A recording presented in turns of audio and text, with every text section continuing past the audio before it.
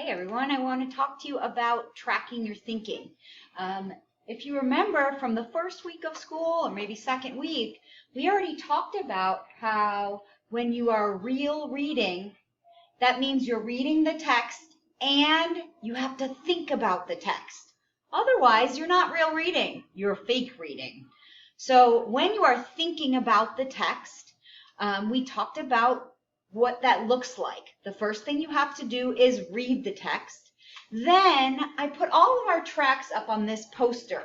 So as we read that text, we want to think about, did I learn something? Something new maybe?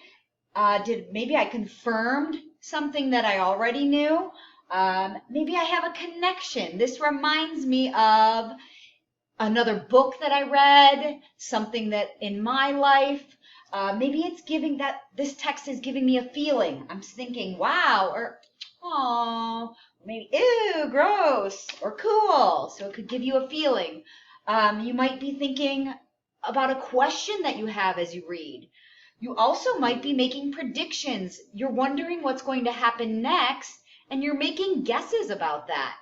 So these are the tracks that I'm going to use when I show you my reading today.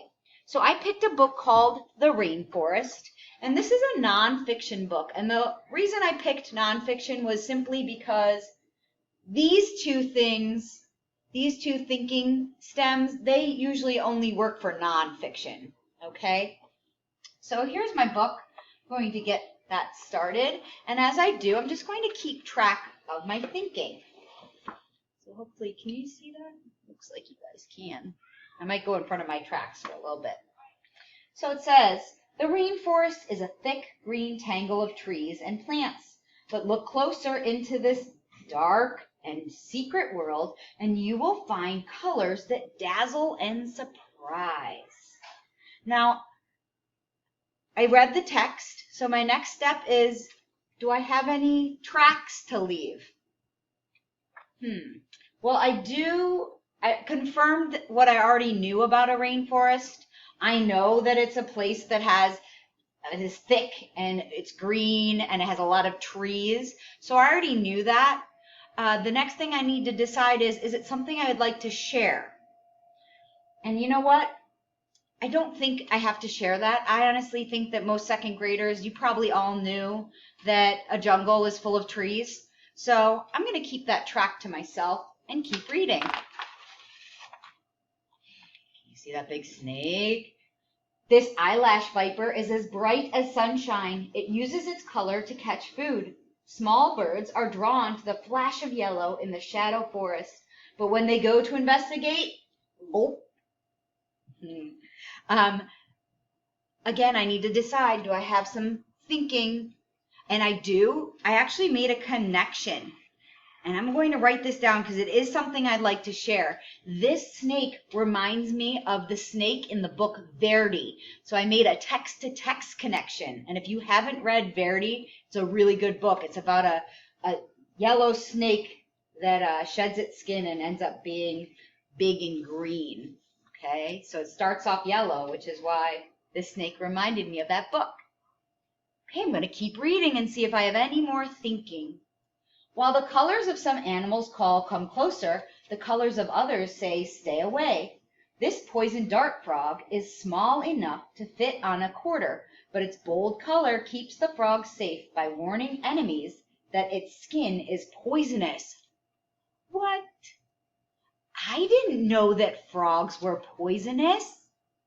That's something new that I learned. I'm going to leave a star because I think that is really interesting. That's something that I would like to share. So I just learned that the skin of the frog is poisonous.